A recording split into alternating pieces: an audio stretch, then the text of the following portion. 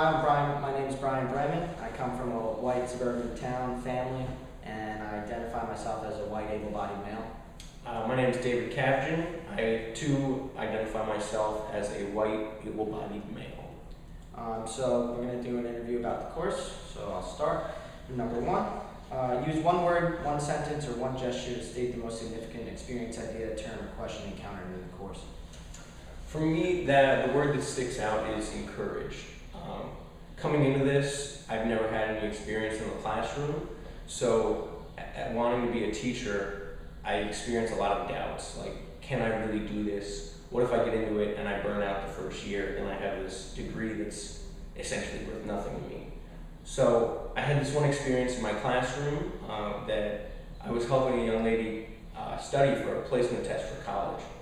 And we studied for 3 hours, just studying math, and we were working through problems. And it was really encouraging because I could feel her grasping concepts and starting to understand things. And that was really good because I felt really good about it, and she expressed that she was really happy that I studied with her. So it was an experience like that that really made me feel encouraged that I was in the right place, working towards the right career.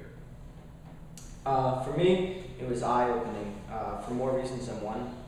One of the reasons was the symbol for breaking the dreams. This really sticks with me because I know coming in, I was making a lot of assumptions about where I was going to be and what my practicum site might be like.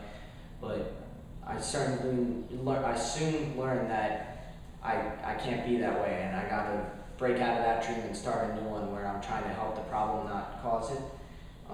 Also, a big part of why it was eye-opening for me was the impact I've had on the kids in this 2 weeks I've been here. I felt like maybe they might not like me, or I might not be able to get in touch with them, but today, my experience, my last day, it was really what led me to say eye-opening, because all the kids came up to me and they were like, "Oh, I'm going to miss you so much, please don't go, like, I love you."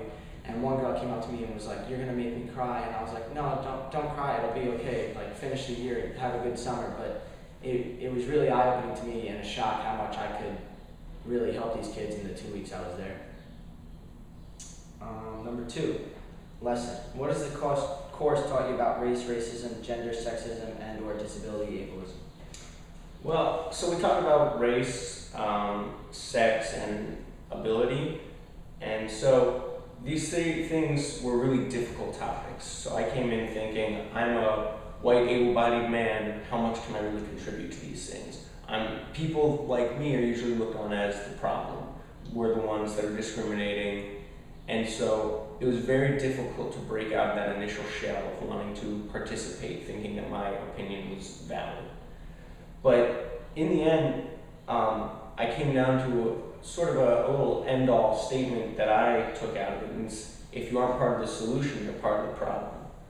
We talked about a lot about how even if the discrimination feels distant from you, you are still, if you're not actively working to break down the oppression, you're essentially contributing to its persistence and its longevity.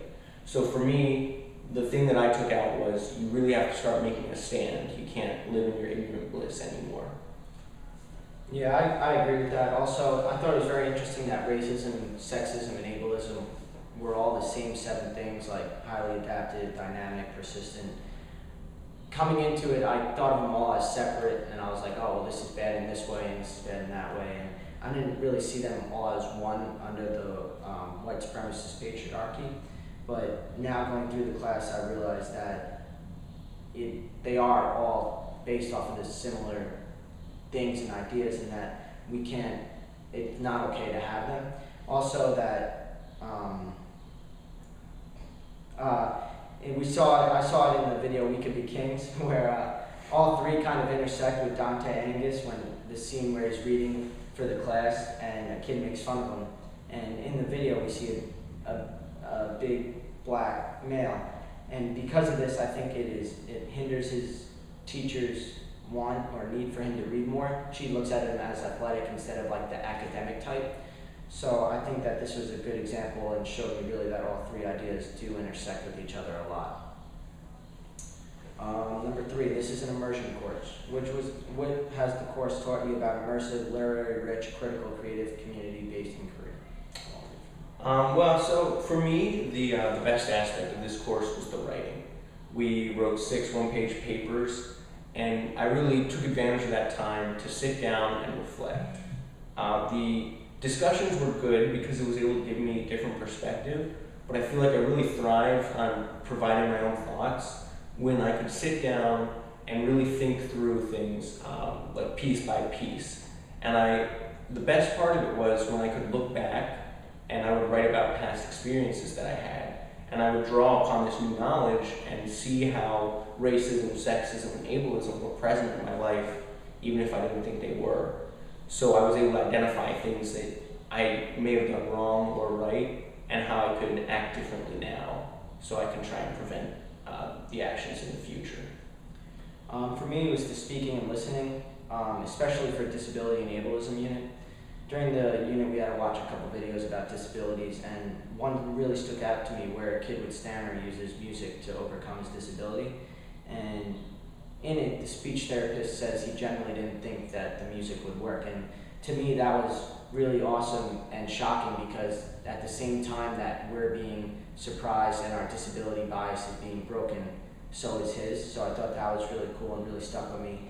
And also listening to Dr. Staples and my cluster leader Jen has taught me so much about the other side. Coming into the seminar, I would say I was pretty one-sided with my arguments and probably biased, but having experienced the Who Are You classes and the What Are You Going to Do classes has really changed the way I think, and I'm now open to changing the dream and focusing on being a better person for myself and my students. So I'm going to go into my classroom no matter what urban area or suburban area, whatever I'm in, without making assumptions and always trying my best, and hopefully it'll help me really start changing the way children think.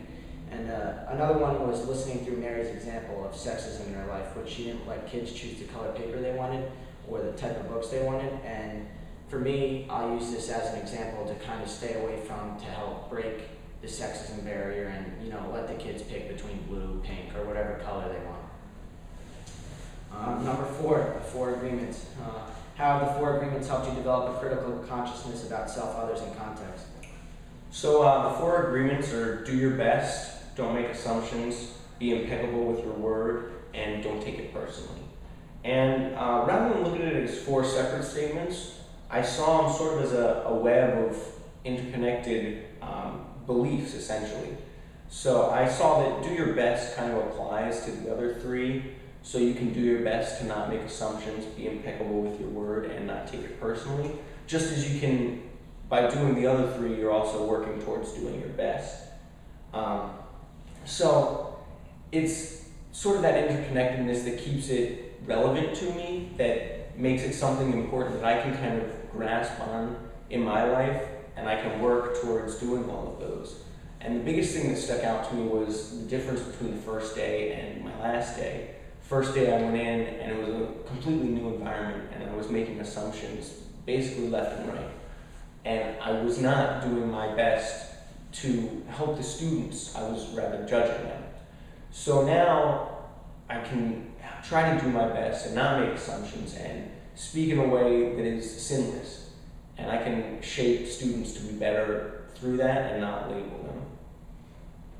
Yeah, obviously the 4 agreements have been a huge part of this course. Before coming here, I heard about them, but I never really dove into them like we've done here.